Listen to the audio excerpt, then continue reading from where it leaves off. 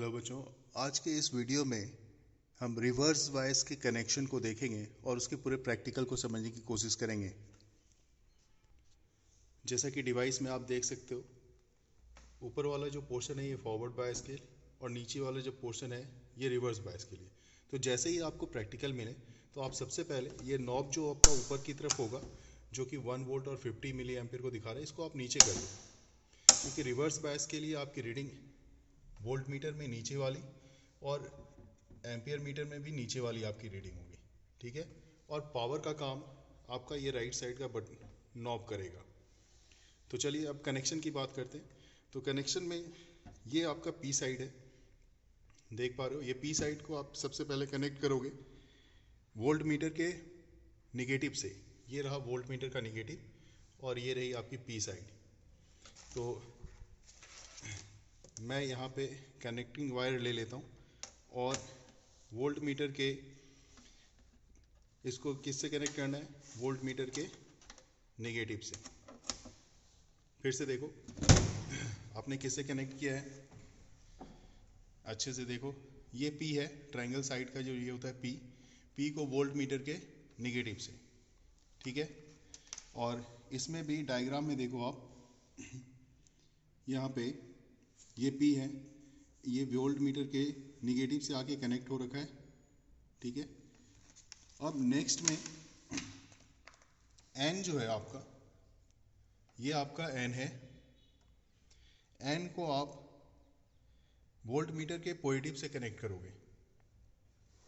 तो यहाँ पे एन को मैंने कनेक्ट किया वोल्ट मीटर के पॉजिटिव से। अब डायग्राम में देखो, सर्किट डायग्राम में एन जो है, ये वोल्ट मीटर का पॉजिटिव जो है, ये जाके इधर जाके एन से कनेक्ट हो रखा है। तो ये मैंने दो कनेक्शन कर दिए। उसके बाद आप देखो कि एमीटर का, ये जो एमीटर का पॉजिटिव है, तो एमीटर के पॉजिटिव को मैं पी साइड से कनेक्ट कर रहा हूँ। ये पी साइड है आपका। एमीटर के पॉजिटिव को, ये एमीटर है, एमीटर के पॉजिटिव को पी साइड से कनेक्ट कर रहा हूँ। पूरे क्लियर से आप देखते चले जाओगे। और यहाँ पे भी देखो एमीटर का जो पॉजिटिव है, ठीक है, ये इधर आके पी साइड से कनेक्ट हो रखा है। अब दूसरी तरफ अगर मैं देखूं कि बैटरी का निगेटिव, तो पावर सप्लाई ये है आपका इस तरफ, ये बैटरी का निगेटिव आपका ये रहेगा। ठीक है। तो बैटरी के निगेटिव को एमीटर के निगेटिव से कनेक्ट कर देंगे। तो एमीटर के निगेटिव से बैटरी के निगेटिव को कनेक्ट कर दिया। अब एक कनेक्शन हमारा अब और रह रहा है। यहाँ पे देखो पावर का जो निगेटिव है, यहाँ पे देख सकते हो पावर का निगेटिव, ये पावर का निगेटिव एमीटर के निगेटिव से, ये आगे जाके एमीटर के निगेटिव से यहाँ पे एमीटर के निगेटिव से कनेक्ट होगा। अब दूसरा लास्ट कनेक्शन हमारे पास रह गया बैटरी का पॉजिटिव। तो बैटरी का पॉजिटिव ये रहा आपका, ये देखो, ये बैटरी का निगेटिव था, ये बैटरी का पॉजिटिव है। यहाँ पे लिखा हुआ है माइनस और प्लस, तो बैटरी का पॉजिटिव है। बैटरी के पॉजिटिव को रेजिस्टेंस से, यहाँ पे देख रहे हो रेजिस्टेंस से कनेक्ट होता हुआ इसके एन से आप कनेक्ट कर दोगे। ये एन से कनेक्ट कर दिया मैंने। अब ये पूरा सर्किट हमारा कंप्लीट हो गया और हमने कनेक्शन को कंप्लीट कर लिया है। यहाँ तक तो कोई दिक्कत नहीं होनी चाहिए। इसके बाद आप इसको जैसे ही यहाँ पे वायर को मैं कनेक्ट कर रहा हूँ, कनेक्शन मैं कर रहा हूँ अब, और देखेंगे क्या होता है। ये कनेक्शन कर दिया और यहाँ पे ये ऑन है, स्विच मैं ऑन कर देता हूँ। ये ऑन कर दिया मैंने। पावर सप्लाई जैसे कि मैंने आपको पहले ही बताया, पावर सप्लाई आपका ये राइट साइड में होगा। अब सवाल आती है रीडिंग की। देखिए प्रैक्टिकली क्या है और प्रैक्टिकली और थ्योरेटिकली में कुछ डिफरेंस होता है। डिफरेंस क्या होता है कि थ्योरेटिकली जब आपने स्टडी किया था तो आपने ये देखा था कि चाहे वोल्टेज कितनी भी सप्लाई हो, एमीटर में करंट की रीडिंग नहीं आती है ना। लेकिन आप देखोगे यहाँ पे जैसे ही मैं नॉब को घुमाऊंगा, ये रिवर्स बायस का केस है, नॉब को मैं जैसे ही घुमा रहा हूँ साइमल्टेनियसली एमीटर में भी चेंजेस आ रहा है। मतलब बहुत ही नेग्लिजिबल चेंज आता है, लेकिन चेंज आएगा। ये देखो ये चेंज आ रहा है और यही चेंज यहाँ पे मैं दिखाना चाह रहा हूँ कि पूरा चेंज आ रहा है। अब ज़रूरत है यहाँ पे, इसी नेग्लिजिबल चेंज के कारण यहाँ पे हमें कुछ रीडिंग लेनी पड़ती है जो रिवर्स बायस के लिए होती है, और रिवर्स बायस का ग्राफ भी ड्रॉ करना होता है। तो सबसे पहले मैं रीडिंग पे फोकस करता हूँ। ये देखो आप, मैंने ये नॉब को मतलब वोल्टेज को बढ़ाना शुरू किया है, नॉब को मैं घुमा रहा हूँ इस तरह से क्लॉकवाइज डायरेक्शन में, और इसके कारण यहाँ पे वेरिएशन आ रहा है। तो मैं यहाँ पे जैसे मैंने बताया कि मैं रीडिंग जो लूँगा नीचे वाली रीडिंग मैं रीड करूँगा।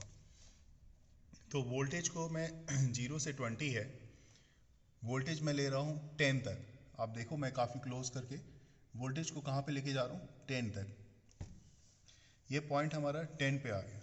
तो एमीटर में क्या रीडिंग आ रही है, ये देखो आप, एमीटर में 1 के बाद 0.2, चूँकि एक लाइन जो है वो 0.2 को बतला रहा है, तो 1.2 की रीडिंग आ रही है। तो सबसे पहली रीडिंग हमारी रेडी है, तो मैंने यहाँ पे रीडिंग लिख रखा है आपके लिए, देखो। पहली रीडिंग है serial number of observation, reverse bias voltage 10 volt, और रिवर्स बायस करंट में 1.2 की रीडिंग आ रही है। इसके बाद मैं 10 के बाद सीधा 20 पे वोल्टेज को इंक्रीज कर रहा हूँ। देखो यहाँ पे वोल्टेज को बढ़ा रहा हूँ और 20 पे लेके चला गया। तो वोल्टेज जैसे ही 20 पे आ रही है, रीडिंग देखो आप, 2 के बाद दूसरी लाइन मतलब तीसरी लाइन को ये लगभग टच कर रहा है। तीसरी लाइन मतलब 0.6, एक लाइन की वैल्यू कितनी है, 0.2 की है ना, 0.02 की, तो ये 0.06 हो गया। तो मेरी रीडिंग यहाँ पे आ रही है 20 पे जो आप ले रहे हो, मैं यहाँ पे लिख रहा हूँ 20 पे ये जो वैल्यू आएगी ये 0.26 ये वैल्यू मिलेगी आपको। फिर मैं 10, 20 और इस तरह से मैं अब 30 पे ले रहा हूँ। देखो ये मिड वाला पॉइंट 30, तो वोल्टेज 30 की आ गई और रीडिंग यहाँ पे कितनी की आ रही है, 4 के बाद ये दूसरे पॉइंट को ये टच कर रहा है, 0.44 कर सकते हो आप। तो ये आ जाएगा 30 पे 0.44। तो इस तरह से मैं सारी रीडिंग यहाँ पे जितनी हो सकती है मैं रीडिंग लेके आपको यहाँ पे नोट करा देता हूँ। 40 पे आप देखो, 40 पे 0.6 को ये टच कर रहा है, तो इसकी रीडिंग भी मैंने यहाँ पे लिख दी है 40 पे 0.6। तो यहाँ तक की वैल्यू मैंने 60 पे 0.96 तक की वैल्यू मैंने ले ली है। और इसके बाद अगर मैं नॉब को और थोड़ा मूव कराऊँ तो ये देखो ये इससे बाहर चला जाएगा। इससे ज़्यादा रीडिंग इसकी देने की कैपेसिटी नहीं है, क्योंकि ये 6 के बाद मैं अगर बढ़ा भी रहा हूँ तो वोल्टेज देखो कितना बढ़ रहा है और ये निडल जो है इसको क्रॉस कर जा रहा है, तो अब रीडिंग नहीं आएगी। तो अब टाइम आ गया है कि अब इसके ग्राफ को ड्रॉ कर दिया जाए, और इसका ग्राफ ड्रॉ होगा आपके थर्ड क्वाड्रेंट में। इस तरह से आप ग्राफ ये एक्स एक्सिस का नेगेटिव एक्स एक्सिस में और ये नेगेटिव वाई एक्सिस में इस तरह से ड्रॉ करोगे। थर्ड क्वाड्रेंट है ये आपका। और देखो यहाँ पे मैंने क्या लिखा है, नेगेटिव एक्स एक्सिस में क्या लिखा है, मैंने लिखा है 10, 20 इंटरवल जो लिया है 10, 20, 30, 40, 50, 60 इस तरह का इंटरवल लिया है, जबकि वाई एक्सिस में 1, 2, 3, 4, 5, 6 इस तरह का मैंने गैप लिया है। अब जो आपको पता है कि जैसे आपने रीडिंग ली थी, यहाँ पे देखो आपने रीडिंग ली थी 10 पे कितना आया था 1.2, तो ये जो 10 है 10 पे 1.2 मतलब 2 लाइन और ऊपर जानी पड़ेगी आपको, है ना। मैं देखो यहाँ पे दिखाता हूँ, 2 लाइन और ऊपर जानी पड़ेगी। तो ये 2 लाइन ऊपर जाओगे तो ये यहाँ पे मिल जाएगा आपको पहला। तो इसको आप यहाँ पे ज्वाइन कर दो, ठीक है। इसको आप ऐसा पेंसिल से ही ड्रॉ करोगे, ज्वाइन कर दो, और ये लाइन को आप ऐसा लेके आओ इस तरह से। क्योंकि देखो कर्व लाइन होगा, स्ट्रेट लाइन होगा नहीं, क्योंकि ओम्स लॉ की बात तो है नहीं। इसलिए दूसरे वाली रीडिंग पे आप देखो कितना है 20 पे 2.6। तो 20 पे जब आप आ रहे हो तो 2.6 ये 2 है, और 5 के बाद एक नंबर और आप ऊपर आओगे तो 2.6 मतलब यहाँ पे आएगा आपका, ठीक है। तो दूसरी जो लाइन है वो आपको इस तरह से इसको ज्वाइन करनी पड़ेगी, और फिर ये आगे चल के ये ऐसा होगा। बेशक यहाँ पे आप इसके कोऑर्डिनेट को भी लिख सकते हो, कोई दिक्कत नहीं। और इस तरह से जब आप ग्राफ को आगे लेके चलोगे तो ये आपका प्रॉपर ग्राफ जो बुक में आपने देखा है, बुक में मैं दिखाऊं इस तरह का ग्राफ इस तरह का आप देख सकते हो, इस तरह का ग्राफ होगा।